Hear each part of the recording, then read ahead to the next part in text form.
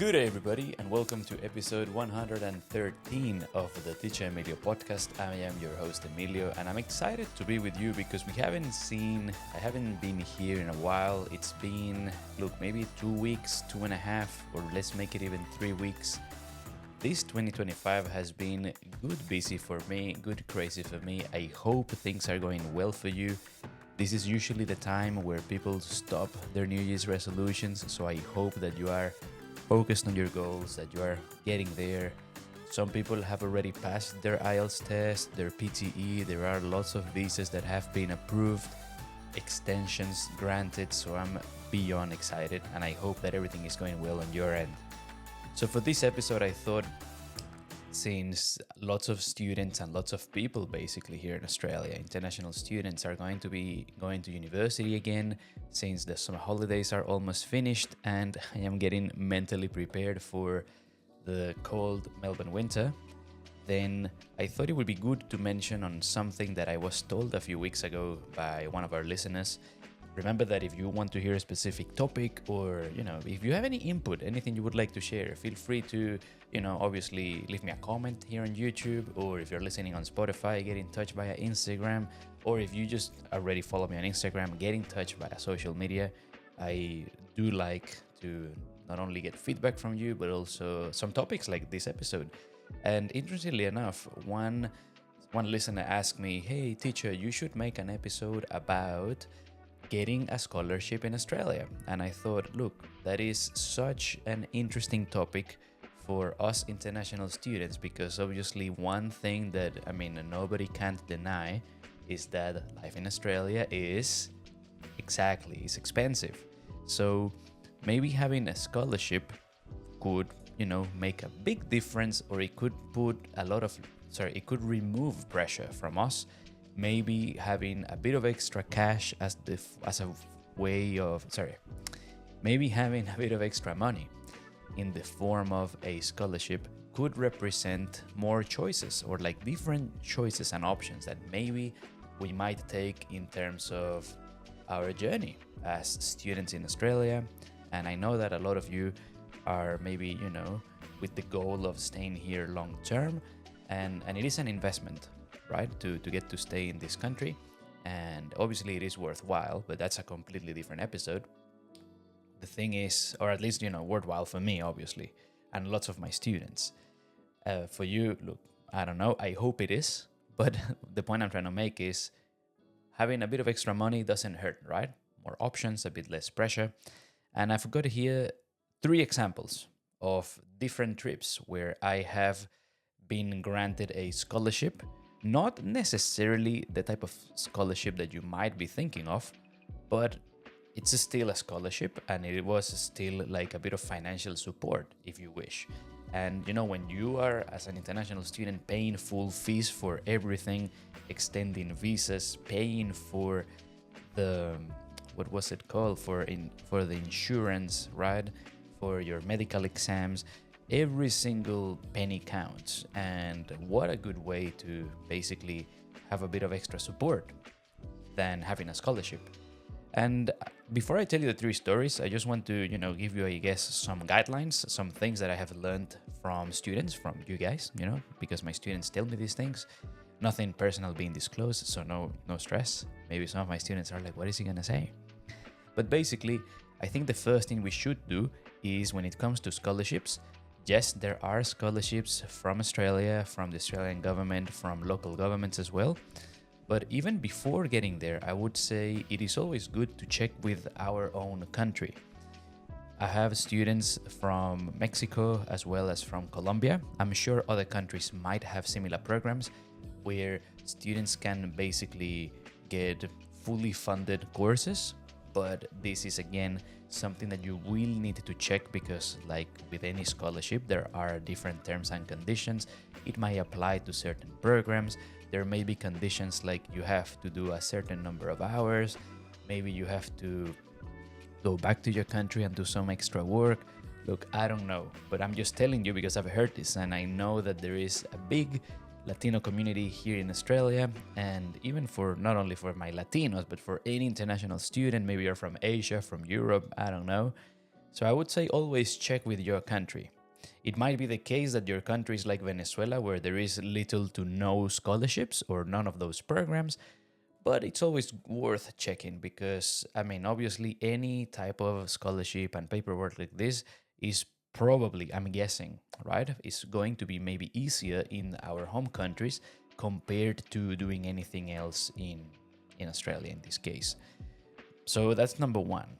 Then number two is if you've checked with your country, I guess the next step is to check, as I said, either this could be by Google search, this could be by maybe asking your tutors, by asking people in your university, for those of you obviously who are doing like higher education, right? Or maybe even in TAFE.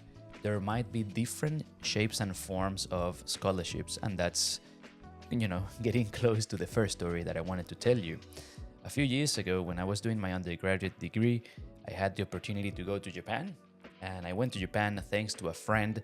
Big shout out to you. And this person basically told me, hey, maybe we can go on exchange. And I thought that is going to be impossible because we are international students. What are the chances that we get accepted? And to make the long story short, I got accepted into the program to go to Japan. And I basically, went for one semester there. It was amazing, one of the best trips and times of my life. But before getting to Japan, and this is, I guess, when it comes to the first tip, is, well, one is I had to cover all the, let's say, the fees and tuition, all the costs basically, just like I would in Australia. So that was okay. The biggest thing was that, well, one, and this is, I guess, the first tip that I would recommend to anybody who is thinking of applying for a scholarship or any type of support, is to work on your writing skills.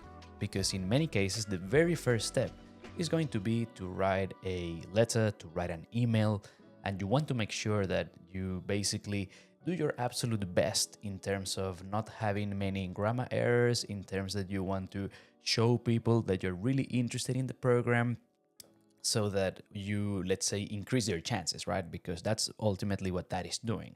Maybe lots of people are applying, but maybe if your expression of interest, if your letter stands out from everyone else's, then you have more chances of going on or getting accepted, let's say, maybe getting that scholarship, or in the example I just gave you, maybe on being accepted into that exchange semester, right, in that exchange program. So that's number one. And number two is also with your speaking skills, because sometimes it is not just like, oh yes, no worries, you get your scholarship, it is accepted, it's all good. Sometimes it might be just like that, where you get some approval in the form of writing, and that's all good. But before I went to Japan, I actually had to have an interview, right? So I had to meet one of my program managers at the time when I was doing my bachelor's degree. And this person was just telling me she had basically printed all the list of subjects that I had left, because when I went to my semester abroad, it was my second last semester. So I was almost finished with my course, and basically this person was just checking and had a meeting with me like, okay, Emilio, let's see. These are the units you need to do. These are the units offered by the Japanese university. What can we do? Let's see how we can make you go there, right? And this person was very honest and said to me, Emilio, I mean, maybe when we look at the units that you're going to be studying, it is obviously related to your course, but maybe it's not like the strongest match. But I really like your story. I mean, you're a really nice person, and I want you to go and represent Australia. That's what I was told, at the time. And as I'm telling you that, with a big smile on my face, I'm telling you this because you might be interviewed. You might have to explain yourself. And now in the age of AI, with ChatGPT and everything else, you don't want to just leave, all these things to fate in terms of like, write me a letter to apply for an exchange semester, or write me a letter to apply for a scholarship. Because sometimes, well, not sometimes, in many cases, people can tell, right, when something is genuine and when something is maybe way too perfect or way too impersonal or way too formal, and that's okay. I mean, I'm not saying never use ChatGPT for that, but what I'm trying to say, if based on my experience at least, right, is that people value when you or when we are genuine. So I mean, obviously, I just said a second ago, try and have like the best written letter possible. Obviously, check your grammar, check your spelling, etc., of course. But don't also be like, oh, I need to have it ultra super perfect, like something taken from AI, because again, that may remove like the human element in your message, right? And people do notice those things. The reason I'm telling you that is because, well, look, I on my very first trip representing Australia, I did that because of, I guess, that this person liked me. That's what I'm trying to say. Luckily, thanks to not only like this person being open-minded, God, Buddha, Allah, the stars, the universe, whatever you believe in, right? Karma. So it's good that this happened. Then, I mean, it was amazing at the time of my life. But then I remember that in that meeting, right, when I was told like, yes, I want you to go and represent Australia. I asked, hey, look, I know I'm not Australian yet. Funny Latino joke. I said, hey, look, I'm not Australian yet, but are there any form of scholarships? I know that I have my financial obligations like normal, that's all good. But are there any maybe scholarships available for this trip? And this person said, look, let me check. I don't know. And because I also didn't know where to find that, right? So this is why I was telling you like a few minutes ago, always ask your network, maybe a teacher, maybe a program manager, even just sending an email to admin, or maybe even just heading over to an information desk in your university or your TAFE in Australia, right? That would be a good place to get started. And basically, she said, I'll come back to you. And like a day or two later, I get an email from this person telling me, hey, Emilio, unfortunately, there are no scholarships in terms of covering the tuition fees. So I still have to pay everything. And that's okay. I mean, not amazing, but I'm going to Japan. So obviously I'm happy, right?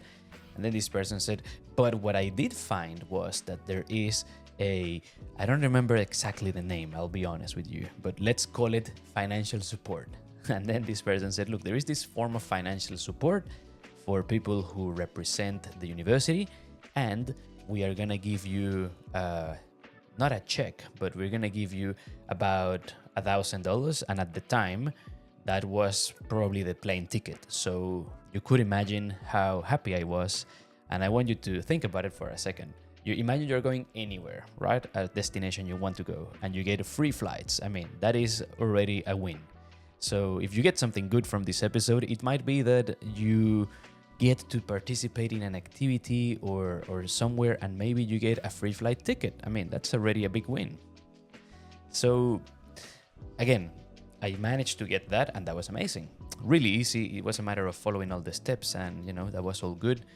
Obviously, it is not as good as getting everything paid off, but I mean, it is better than not getting anything, right?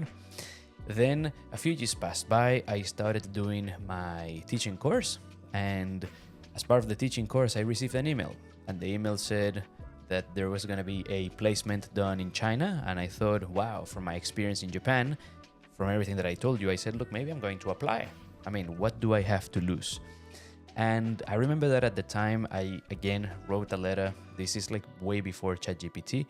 I wrote this long letter, like 2 pages, explaining why I should go, how interested I am in Chinese culture, the Chinese language, how this trip will support me, and obviously how I would be representing the university again. I mentioned, again, you try to sell yourself, right? I said, look, I have already represented Australia before, this and that. And, I remember that we had to wait, just like with the other trip, like a few weeks. But this time, this is, I guess, it could come across as a tip. Maybe you have to be selective if you choose to do this. But I remember that as soon as I applied, I started telling all my friends, I'm going to go to China. I'm going on this exchange program.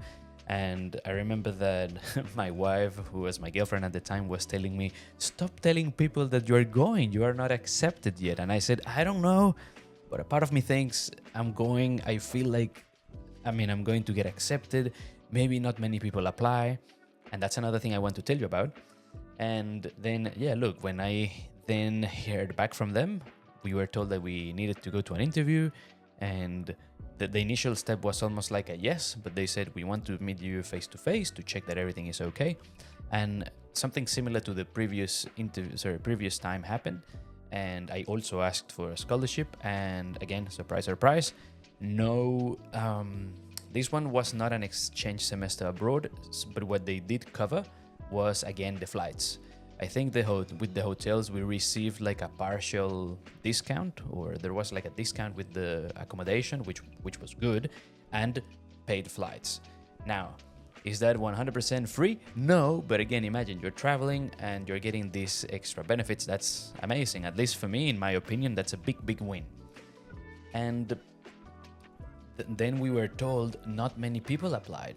And that was a big shock for me because, maybe, I don't know if it is because I come from a developing country and any basically government grant or anything that is like a program like this where people can get extra help or participate in an extracurricular activity, or as I said, or maybe you're going abroad, or maybe you're going to a different city, God knows.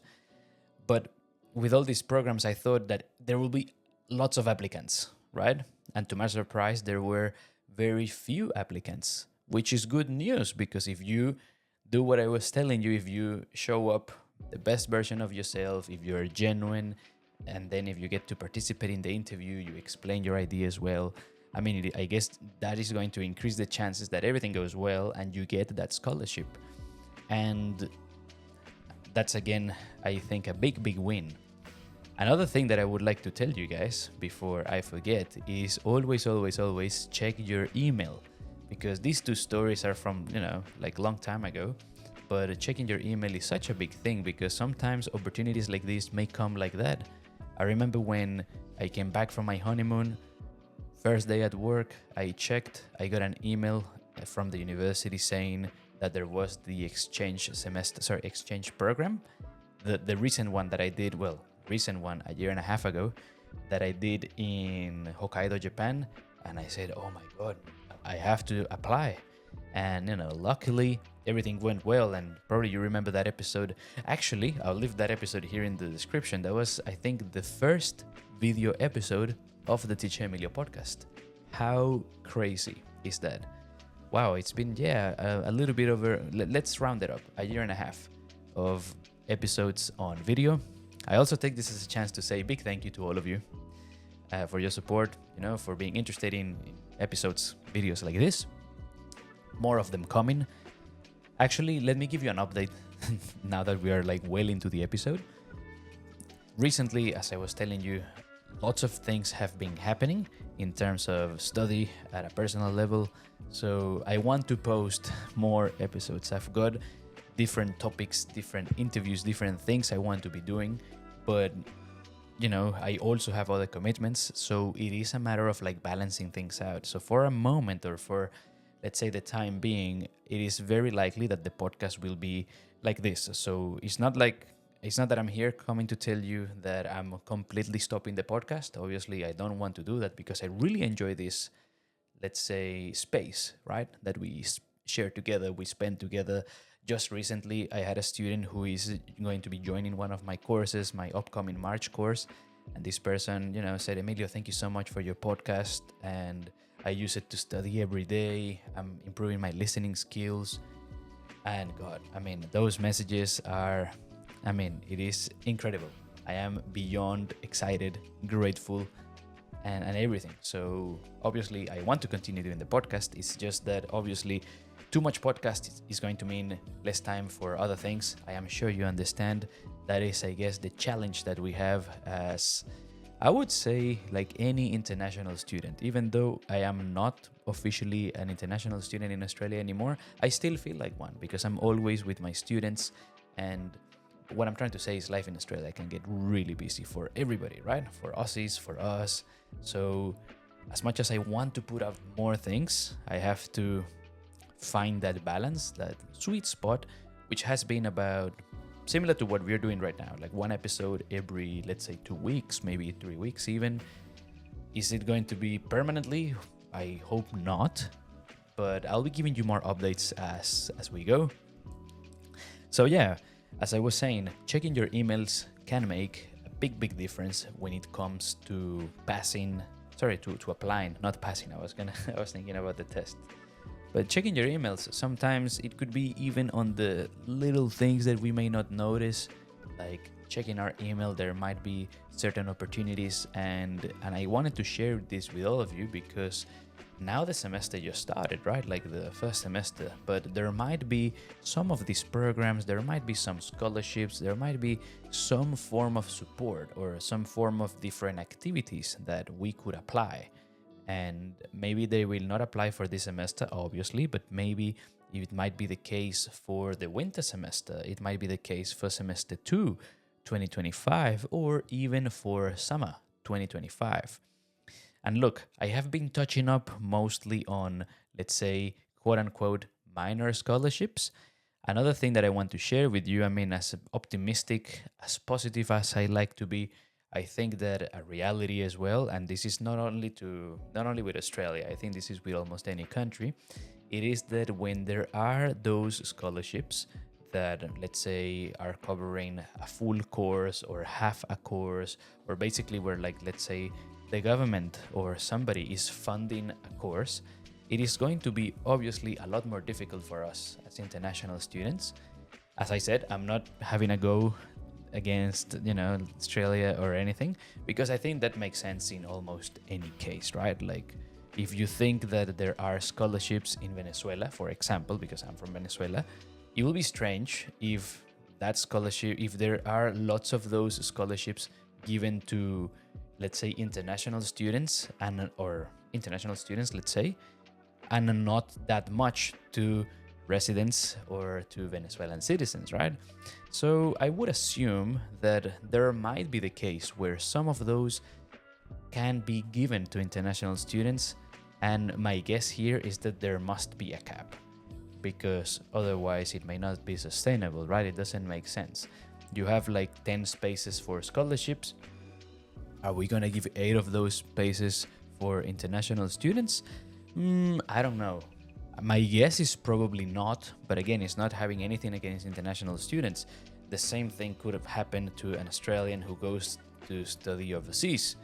The government of that country or the universities in that country may not necessarily have all those options for international students, and that makes sense. In that, I also want to tell you, as optimistic as I am, we also need to develop tough skin. We need to be prepared to hear no a lot, because obviously I'm telling you a lot of success stories, at least, for me.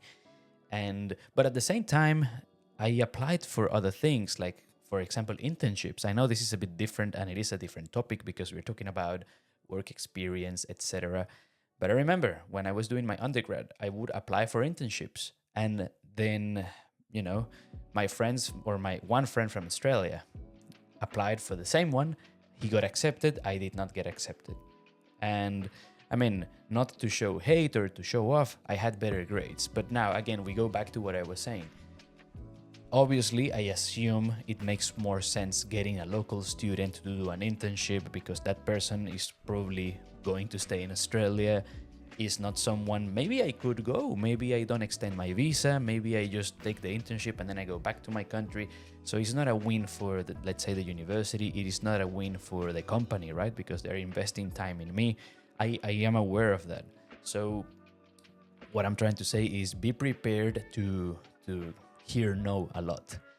And, from like 5 to 10 no's, there might be a yes. And who knows, the yes could be maybe a partially covered course, maybe a fully covered course, especially like if you're applying with your country. Or maybe it could be any extra, like what I told you, maybe getting a free flight or anything along those lines. And obviously extras like that would not hurt, but actually just make the experience a lot better. And talking about making things better, before we go, if you want to take your English to the next level, if you want to practice with me, one of the commitments I mentioned before is my classes and my courses. I have been making more videos and putting more things on my Patreon page for students. So if you want to study with me remotely, you can. And also, I mean, if you're interested in taking one of my courses, do get in touch. The March course, if you're listening to this before the 4th of March, then you could still join maybe. I've got a few spaces available for the IELTS course, one, and then some for the PTE course. And if not, don't worry, I will have an intensive course for April, right before the Easter holiday. So if you're listening to this and you go, Emilio, March is a bit too crazy, no stress. There will be a course in April where we're going to go all in, get a bunch of practice, have a lot of extra materials, and I will be guiding you, or maybe I'll be guiding some of your friends, so, you know, somebody who needs a bit of extra help. And if you know someone who might be interested, please spread the love. Tell them about me. That's probably one of the best ways to support the podcast and to support me, the show, everything. And before we go, last thing I have to say is thank you for joining me in your commute, in your Sunday walk. Maybe you were cleaning, cooking something. I don't know, but you were part of my day. I was part of your day. I wish you all the best when it comes to applying for any form of scholarship. And until then, I will see you in a few weeks. Well, in a few weeks sounds like a lot. So let's say I'll see you in 2 to 3 weeks on the next episode. This was episode 113. Thank you so much for being with me. If you're on YouTube and you liked the episode, don't forget to like the video. Let me know what you think in the comments. And if you're on Spotify, don't forget to give me a review. It helps a lot and it's a very easy and quick way to support the show. Big hug, and I'll see you on the next episode. Take care and bye for now.